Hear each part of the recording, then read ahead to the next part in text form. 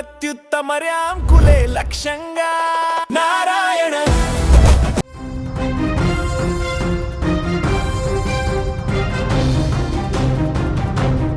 మాజీ మంత్రి రోజాకు పోలీసులు నోటీసులు ఇచ్చారు. ఈ నెల 30న విచారణకు హాజరు కావాలని చిత్తూరు జిల్లా నగరిలో రోజాకు తిరుపతి ఈస్ట్ పోలీసులు నోటీసులు అందజేశారు.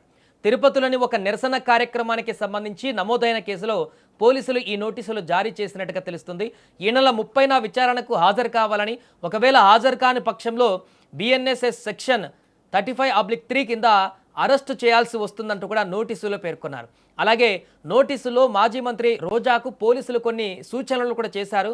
సో దీనికి సంబంధించిన అప్డేట్స్ ఏంటి, ఏం సూచనలు చేశారు, పూర్తి వివరాలు కూడా తెలుసుకుందాం. మా ప్రతినిధి నరేష్ ఫోన్ లైన్లో సిద్ధంగా ఉన్నారు. నరేష్, రోజాకి ఇచ్చినటువంటి నోటీసులో ఏం పేర్కొన్నారు పోలీసులు? సో దీని తర్వాత ఏమైనా రియాక్ట్ అయ్యారా రోజా? Thank you Sai. నగర్ నియోజకవర్గంలో రోజా అయితే మాత్రం వాళ్ళ ఇంటి దగ్గర అయితే ఉంది. నిన్న ఈస్ట్ పోలీస్ స్టేషన్ కి సంబంధించినటువంటి ఎస్ఐతో పాటుగా 4 కానిస్టేబుల్ కూడా వారి యొక్క నివాసానికి వెళ్ళి అంటే గతంలో జరిగినటువంటి ఒక ఇన్సిడెంట్ కి సంబంధించి ఒక ప్రముఖమైనటువంటి పేపర్ ని దగ్ధం చేసినటువంటి కేసుల్లో కూడా ఆ ఒక కేసుకి సంబంధించి కూడా విచారణకి రావాలి అనేసి నోటీసులు అయితే అందజేశారు. ఆ ఒక నోటీసులు తీసుకునేటువంటి రోజా కూడా దీనిపైన రియాక్ట్ అయింది. అది కూడా సోషల్ మీడియా వేదిక కూడా రోజా అయితే దీనిపైన అయితే మాత్రం రియాక్ట్ కావడం అయితే ఉంది. ఎందుకంటే ఒక నోటీసులు ఇచ్చినటువంటి ఆధారాల ప్రకారం అయితే మాత్రం తనలో గతంలో చూసుకుంటే ఒక ధర్నా కేసుకి సంబంధించి కూడా ఒక అంటే జగన్ గాని జగన్ కుటుంబీకులను కూడా ఒక వార్తా పత్రికల్లో తప్పుగా ప్రచురించారు అనేసి ఆ ఒక పేపర్ ను కూడా తద్గం చేసింది. ఆ ఒక తద్గం చేసినటువంటి కేసుకి సంబంధించి ఈస్ట్ పోలీస్ స్టేషన్ లో కూడా పరువు దావా కేసుతో పాటుగా ఆ ఒక పత్రికకి సంబంధించినటువంటి యజమానులు కూడా దానిపైన అయితే కేసు పెట్టడం అయితే జరిగింది. దీంతో ఆ రోజు నుంచి కూడా ఈ రోజు వరకు ఒక కేసు అయితే నడుస్తున్న నేపథ్యంలో నిన్న తాజాగా ఈస్ట్ పోలీస్ స్టేషన్ కి సంబంధించినటువంటి ఎస్ఐ అలాగే 4 కానిస్టేబుల్ వైఎస్ఆర్సీపీ ఫైర్ బ్రాండ్ గా ఉన్నటువంటి రోజాతో పాటుగా మరికొందరికి నోటీసులు కూడా జారీ చేశారు. ఇది జూలై 30వ తేదీన ఉదయం 10 గంటలకి ఈస్ట్ పోలీస్ స్టేషన్ కి వచ్చి విచారణకు హాజరు కావాలి అనేసి అయితే రోజాకైతే ఒక నోటీసులు ఇచ్చారు. ఒకవేళ రాలేనటువంటి పక్షంలో కూడా రోజాని అరెస్ట్ చేసేటువంటి అవకాశం కూడా కనిపిస్తుంది అనేసి అయితే మాత్రం చెప్తా ఉన్నారు. ఈ యొక్క వారు ఇచ్చినటువంటి నోటీసుకి సంబంధించి చూసుకుంటే కేసు విచారణలో పాల్గొనాలి, అలాగే జూలై 30వ తేదీన అయితే మాత్రం రావాలి అనేసి అయితే ఉంది. ఇక దీనికి సంబంధించినటువంటి సెక్షన్లు అయితే మాత్రం బిఎన్ఎస్ సెక్షన్లు 223, 126 అప్లికి 235 అలాగే 351 ఉన్నాయి.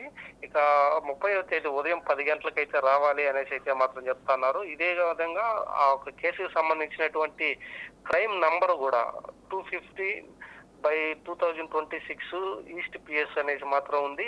అలాగే రోజాకి ఇచ్చినటువంటి ఆ ఒక నోటీసుల్లో కూడా ఉదయం 10 గంటల లోపు వచ్చి విచారణకైతే హాజరవ్వాలని చెప్పారు. దీన్ని సానుకూలంగా అయితే మాత్రం స్పందించి ఆ ఒక నోటీసులు కూడా తీసుకునింది రోజా. ఆ ఒక నోటీసులు తీసుకున్న తర్వాత సోషల్ మీడియాలో కూడా ఒక తన అంటే నోటీసులు ఇచ్చినటువంటి దానికైతే మాత్రం ఒక వివరణ కూడా ఇచ్చింది. ఎందుకంటే గతంలో చూస్తే మాత్రం ఒక ప్రముఖమైనటువంటి పేపర్ కి సంబంధించి తద్గం చేసింది. ఆ ఒక నేపథ్యంలోనే తనను కూడా ఇక్కడికి రావాలి అనేసి అయితే మాత్రం చెప్పడంతో ఈ యొక్క భవిష్యత్తులో కూడా ఇటువంటి నేరాలు కూడా పాల్పడకూడదు అన్న ఒక సారాంశం అయితే నోటీసులు అయితే పేర్కొన్నారు. ఇక పోలీసులు విధించినటువంటి కొన్ని నిబంధనలు కూడా పాటిస్తూ విచారణకైతే హాజరవ్వాలి అనేసి అయితే రోజాకి ఒక ఈస్ట్ పోలీస్ స్టేషన్ నుంచి కూడా ఒక నోటీసులు కూడా అందజేయడం అయితే జరిగింది. ఇదే విధంగా నగర్ నియోజకవర్గానికి సంబంధించి రోజా అన్ని సోషల్ యాక్టివిటీస్ కానీ పార్టీకి సంబంధించినటువంటి అన్ని కార్యక్రమాల్లో కూడా చురుగ్గా కూడా పాల్గొంటా ఉంటారు.